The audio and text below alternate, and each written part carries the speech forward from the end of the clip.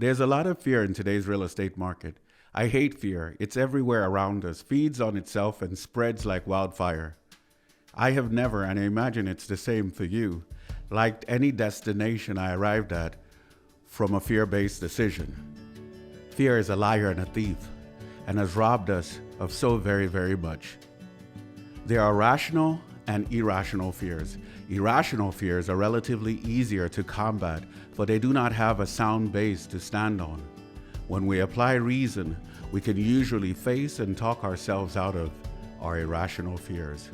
It's the seemingly rational fears that are the most difficult to combat. The three biggest fears in today's real estate markets are: 1. Where are mortgage rates headed? 2. Where are home values headed?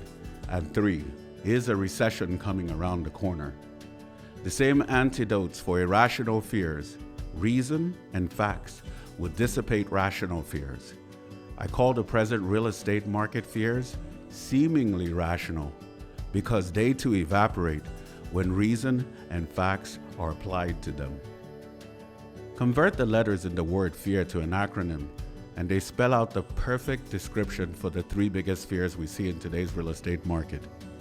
False evidence appearing real. If you are thinking about selling or buying your home, you will invariably become more attuned to the news regarding real estate. Bad news sells, and thus you'll most often find the portrayal of real estate news as negative. News outlets report in this way to increase their viewer base. Sensation sells. Most sellers and buyers in the present market get concerned when they hear the news. These concerns unchecked lead to fear. Fear leads to panic, and panic causes paralysis. My name is Kufre Robert Udoh, and I am the team lead of your 7-client team at REMAX Universal.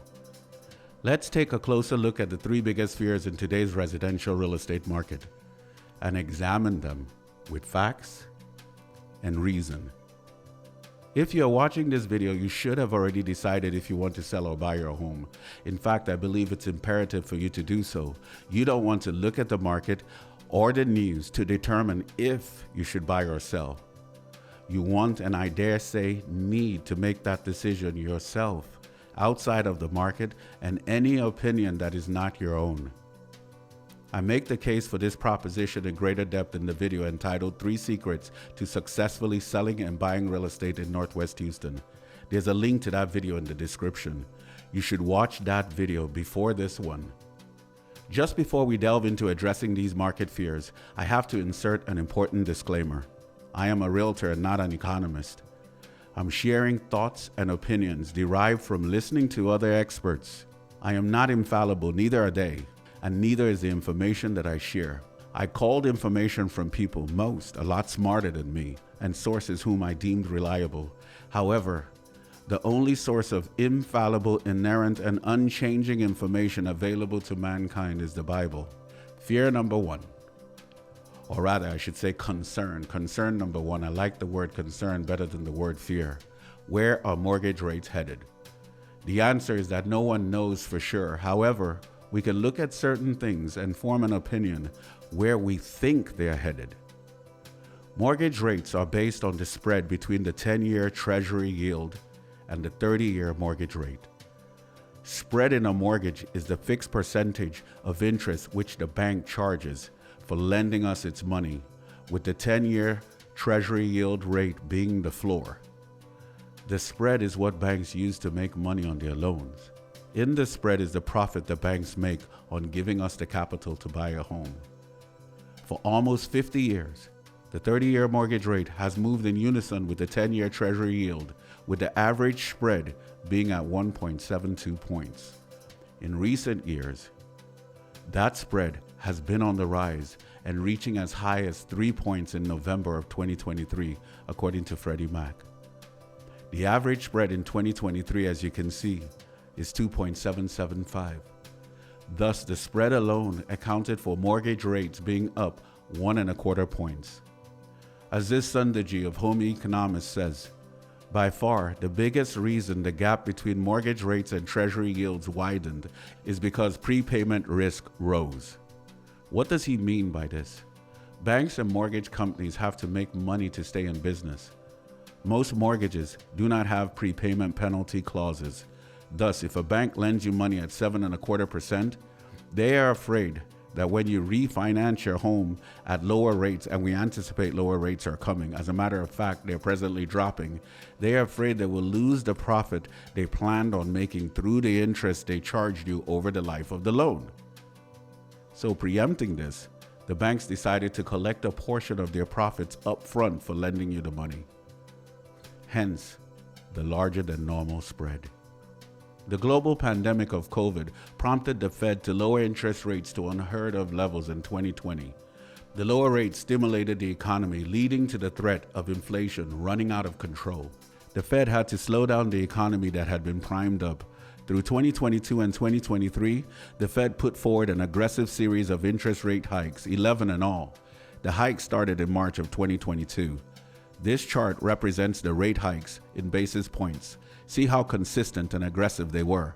There were 7 in 2022 and 4 in 2023. Note how they are tapering off. Thus, we've had higher treasury rates, the Fed fund rates, and higher spreads, which led to interest rates topping over 7.5% in November of 2023. It appears the job has been done. Inflation seems to be under control. The inflation interest rate hikes have abated, and things look like they're returning to normal.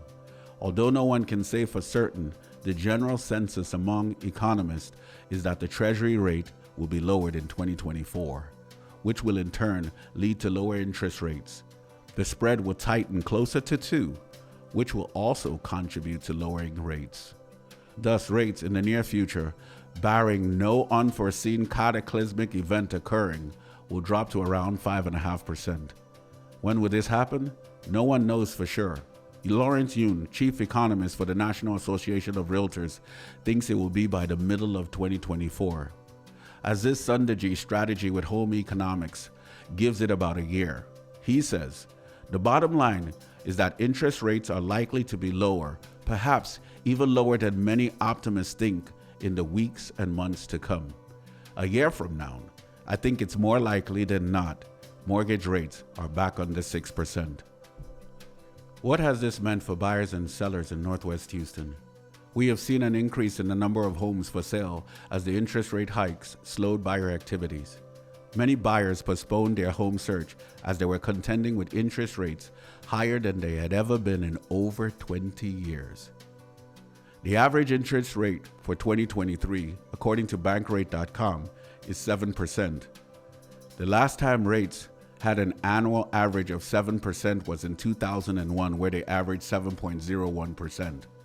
The previously sizzling hot market we saw from 2020 to mid-2022, with bidding wars taking place on just about any home that hit the market, has dramatically cooled down. We're now seeing several homes offered with steep discounts. There's an indication of change on the horizon and the market returning to normal, as the Houston market saw positive change in home sales in November after 19 straight months of decline. Single-family home sales were up 4.9% for the month of November, the first increase since March of 2022. What does this mean for sellers and buyers going forward? Pricing is established by what a willing seller is willing to sell their home for and what a willing buyer is prepared to buy that home for. Supply and demand have a major say in this too. Builders and many sellers who had to sell were offering steep discounts to buyers as the number of buyers competing for homes dropped. There is, however, still a shortage of inventory in Northwest Houston, with inventory sitting at 3.5 months. This indicates it is still a seller's market. Inventory at 6 months is a normal market. Inventory, in residential real estate parlance, is how long will it take to sell the homes on the market if no more homes were added to the market. The temporary deflation in pricing is not fundamentally sound. I expect that there will be a new rush for homes going forward as things become more normal. Buyers, my advice to you is make your move now as you have fewer competitors. Don't let interest rates deter you if you can afford the home you want. Whatever you save by waiting on a lower interest rate will be gobbled up by the higher price you'll pay for the home you want in a bidding war. As a matter of fact, in an effort to simplify and encapsulate advice to buyers in a straightforward, uncomplicated way, there's a saying presently floating among realtors that goes like this: divorce the rent, date the rate, and marry the house. Udoh Kiyoshi, Deputy Chief Economist of First American, says, mortgage rate stability, even if the stabilization occurs with rates at a higher level, is the key to an eventual housing recovery. Market concern number 2, where are home values headed? According to the latest survey from Freddie Mac, 23% of Americans still believe prices will depreciate. Many people still think prices are going down. We don't think this is the case. After the extended price run-up through June of 2022, those are represented by the green bars. There had to be a correction at some point. What goes up must come down. That correction took place from July of 2022 to January of 2023. Those are represented by the red bars on the chart. Prices are once again on an uptick from February 2023, as you can see from the green bars. As you look at appreciation over the last 49 years, this is how houses appreciate each month. Going into the buying season, houses appreciate more rapidly. On a month-to-month basis, they increase. Going into the summer and late fall, they still appreciate, but not as fast. As you can see, there are no red bars, no month where home prices depreciated. That's why homes are referred to as appreciating assets. In the months where homes don't appreciate as rapidly, many journalists will say prices are falling, sensation sells. However, they are not falling. They are just not appreciating as fast. Prices are going up during these months, just not as rapidly as in the buyer months.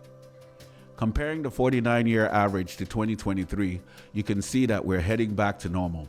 Other than January, home prices are very much in sync with the 49-year average. Better by far in many months. The numbers are starting to balance out.